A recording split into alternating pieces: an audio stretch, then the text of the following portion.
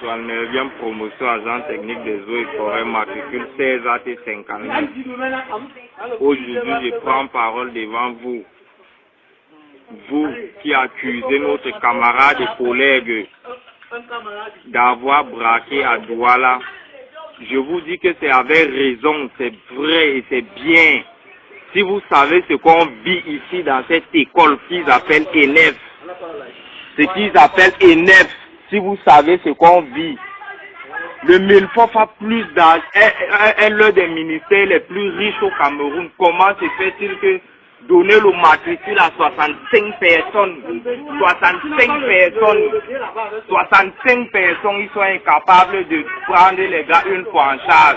Regardez ce que nous mangeons, nous sommes obligés de manger, regardez, maïs arachide, qu'on pas voler dans les champs des gens, qu'on pas voler. Soyez tranquille. Et après on vous dit, ils vous demandent de faire le concours d'intégration où ils prennent leurs petits frères, leurs enfants, où ils ont les enfants des bosses. Je vous dis, chaque fois le président passe ici dans son cortège, une semaine avant qu'il ne passe, on voit les camions de feu passer, ou bien avant qu'il ne doit aller. Ça veut dire quoi? Dans le forestier, comment le premier corps va devenir le dernier corps aujourd'hui? Je dis qu'il est impossible, moi particulièrement, je réclame mon statut. Je réclame le statut de ce corps des eaux et forêts. Tous ces grands frères qui meurent au front, ceux qu'on a abattus dans les forêts de l'Est par-ci par-là, ne sont-ils pas des hommes?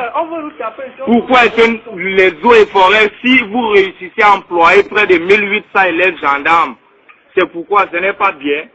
Et pourquoi rien que prendre 65 eaux et forêts doit vous dépasser, vous devez tourner alors que nous sommes dans les ministères les plus riches au Cameroun. Tous nos bois, on sait, je sais, monsieur le président, que c'est ton fils, pas ton bien qui exploite. Je dis que nous, on veut simplement notre statut. Je redis, je suis de la 69e promotion, vous n'allez rien me faire. Qui que vous soyez, ou vous donnez le statut. Je connais des hommes très bien placés qui peuvent gérer tout ceci. Vous venez casser la tête aux gens. Si vous êtes fatigué, allez vous reposer. Savez-vous ce qu'on vit ici?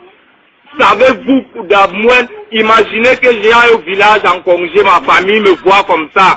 Pendant 2 ans d'école de souffrance et de galère, je reviens, je fais le concours d'intégration, mon âge dépasse.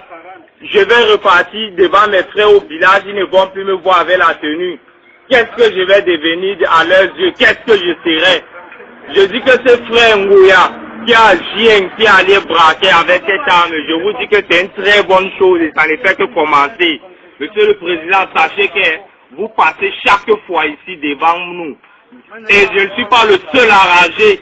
Tous mes frères, mes camarades, mes frères d'armes sont tous enragés contre vous. On vous voit passer ici avec les camions de bœuf. Vous mangez bien en beau, mais qu'à chaque fois, nous sommes là en train de marcher sous le soleil. Vous ne savez pas ce qui va se passer. Revoyez, on veut le statut. Je réclame à haute voix et intelligible voix, je veux le statut de ce corps. Il est inadmissible que mon papa, mes parents dépensent près de 3 millions et je reste au quartier. Et ça ne fait que commencer, je vais vous publier certaines choses que vous allez voir et comprendre dans ce pays.